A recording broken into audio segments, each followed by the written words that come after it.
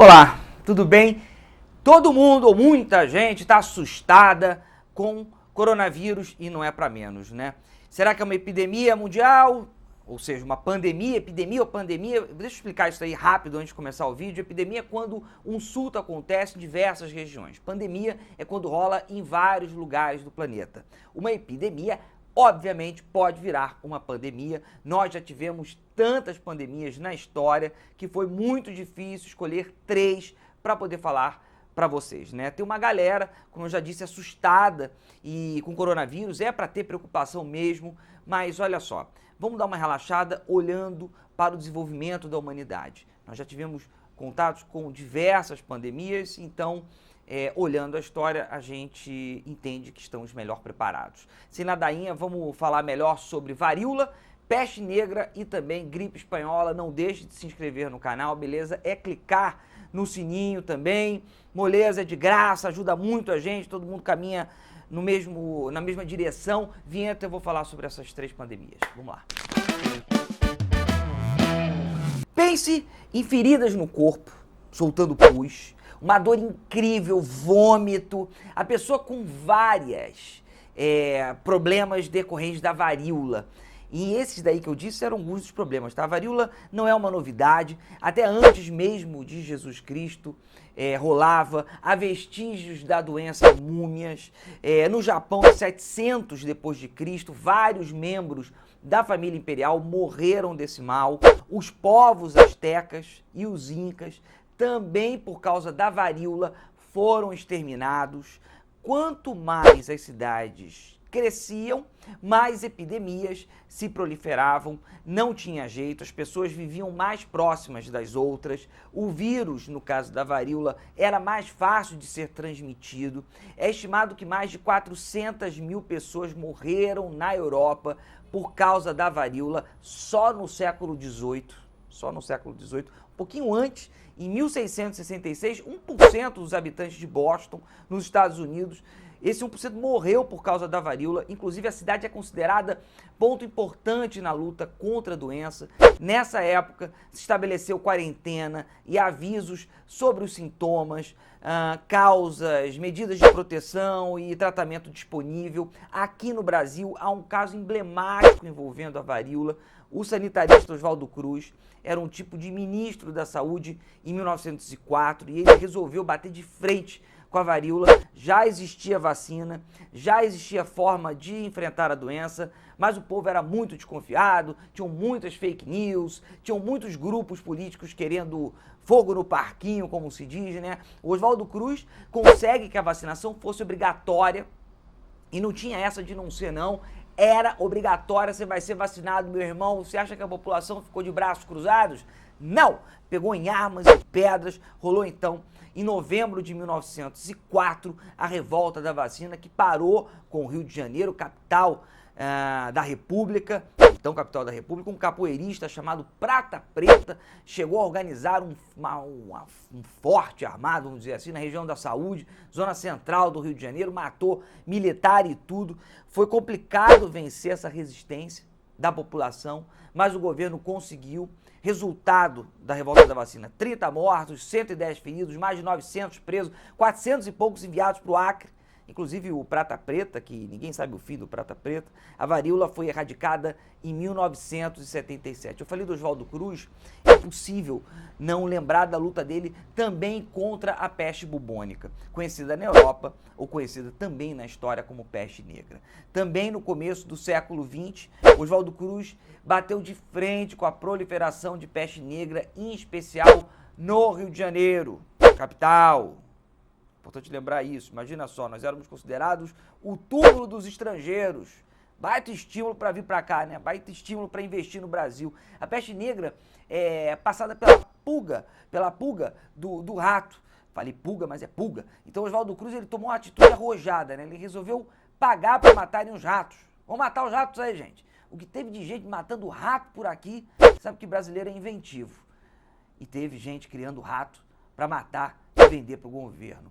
Dava para ficar rico? Não, não dava para ficar rico. mas ganhavam uma boa grana extra e bola para frente, vamos vender rato. Com o passar das ações, o Oswaldo Cruz conseguiu controlar a peste bubônica não somente dessa forma, tá? Ele teve um pacote de ações. Mas olha só, a peste negra foi uma das mais violentas da história. Na Europa morreram milhões de pessoas. Os números variam, mas o mínimo que nós encontramos em bibliografias sérias é de 25 milhões de pessoas mortas, né? Lembra que eu falei sobre o crescimento das cidades? Então, além disso, põe também aí no jogo a falta de saneamento básico, que acontece até hoje em um monte de lugar. Coloca aí o saneamento básico. A turma vivia com ratos, com baratas, com os mais diferentes bichos possíveis e impossíveis. Não dava para saber o mal disso. A peste negra foi implacável. Em 1347, na região da Constantinopla, foi vista a doença. Os tártaros, por exemplo, não conseguiram continuar uma guerra contra os genoveses por causa já da peste. Os caras morriam no acampamento. Depois nós vamos ver isso daí se repetir numa outra situação. E rato passando e a turma não entendendo que era dali o problema. Os genoveses levaram a peste nos barcos para a Itália. Os ratos contaminados foram nos barcos, né? Gênova, claro, Veneza e Sicília foram as portas de entrada. O país foi devastado. Florença, por exemplo, perdeu 60% da população. Falei das cidades, da má higiene, falei das guerras, né? Outro fator para a proliferação das epidemias e depois das pandemias, vale frisar, foi a migração. Barco de um lado para o outro gerou problemas mundiais. As pessoas não desconfiavam, como eu já disse, que os ratos eram os transmissores. Pensava-se que era o ar está contaminado, o ar está contaminado, defendiam alguns estudiosos. Ricos fugiram atrás de ares melhores, enfim, foram para as cavernas.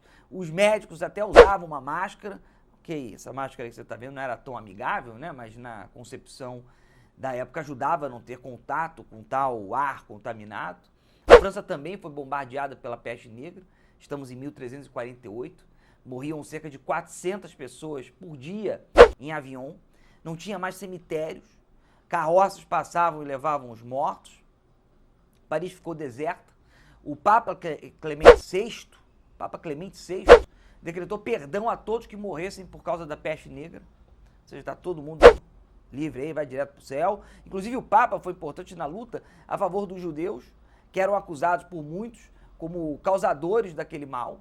Os judeus foram queimados em fogueiras em praças públicas, ou seja, não pensavam nos ratos, culpavam os judeus, culpavam as pessoas, culpavam o divino. Uma outra característica dessa época que podemos levar para todas as epidemias, pandemias, inclusive a do coronavírus, é ainda uma busca divina para a explicação, né? A gente enxerga isso em alguns fóruns na internet. Deus está mandando um recado, isso é praga de Deus, é o fim dos tempos. Na peste negra, é louco acontecer isso até hoje, mas na peste negra muitas pessoas se autoflagelavam atrás da cura, atrás da ideia de não pegar a doença. Ou seja, Deus mandou, eu tenho que responder a ele que eu estou livre. Inglaterra, Dinamarca, Suécia, Holanda e a atual Alemanha, todos sofreram. A Europa sofreu, é estimado que 1/3 da população europeia foi dizimada por causa da peste negra. A xenofobia rolou solta. Lembra daquela questão da migração? Então, o estrangeiro era visto como um ser que trazia doença, ou seja, vamos eliminar esses estrangeiros. A descoberta só aconteceu em 1894, foram séculos de peste negra. A considerada mãe das pandemias é a gripe espanhola. Vamos para o terceiro ponto, né? Essa foi também mais brutal. O mínimo de mortos registrados passa de 50 milhões. Ninguém sabe como começou a gripe espanhola e eu logo adianto, ninguém sabe como terminou, ninguém tem certeza. O fato é que no finalzinho da Primeira Guerra Mundial, em 1918, o vírus começou a ganhar corpo. Era 30 vezes mais letal, 1 a cada 20 infectados morria. A doença foi observada pela primeira vez nos Estados Unidos, em março de 1918, em um acampamento militar. Lembra que eu falei que ia voltar ao acampamento militar?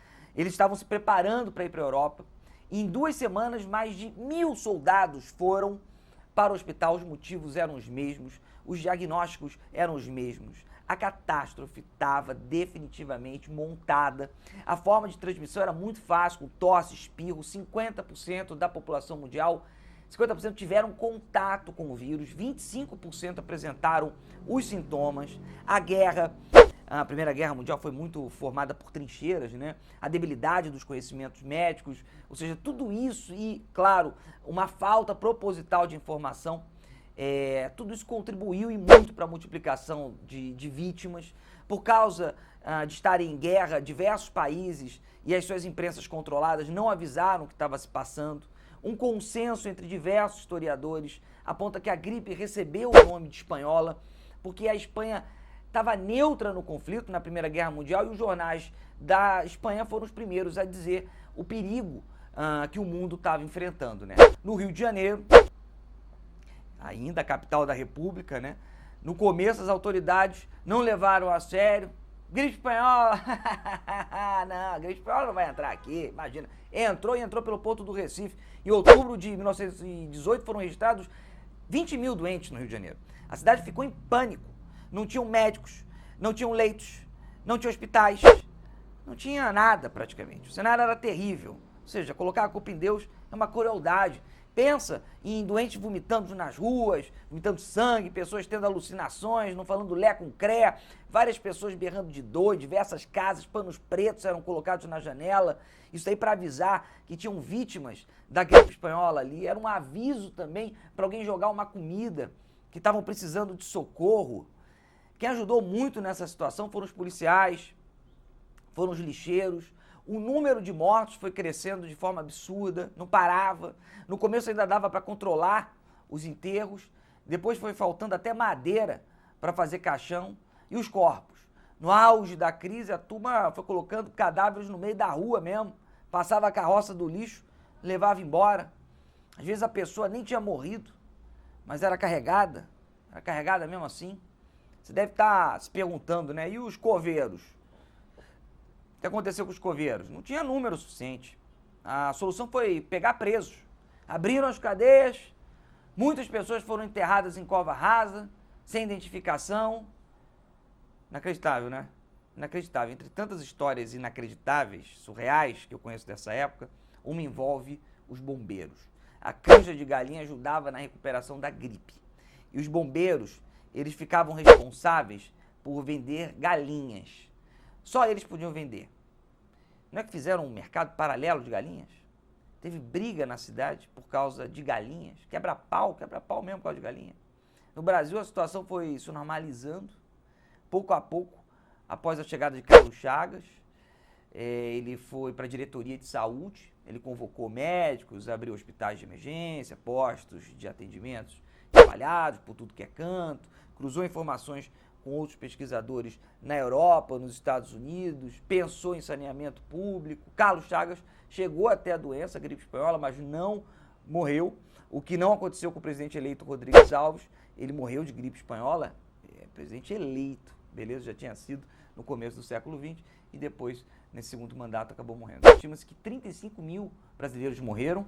Quem sobreviveu a esse martírio comemorou o carnaval de 1919 como se fosse o último da vida, né? Ainda podia falar da lepra, que gerou uma perseguição louca, vamos falar de outras epidemias, pandemias. Milhares de pessoas com lepra foram mandadas para fogueira. Até hoje tem um tipo de xingamento, né, que é pejorativo, olha o leproso. Podia falar da malária, que está vivíssima, inclusive no Brasil, entre janeiro e março de 2019, ou seja, muito recente, mais de 31 mil casos de malária, principalmente na região norte, né? Podia falar da tifo, da cólera. A coronavírus precisa, claro, de atenção, mas ela não está sozinha, gente. Ela não está sozinha. Vai dar tudo certo.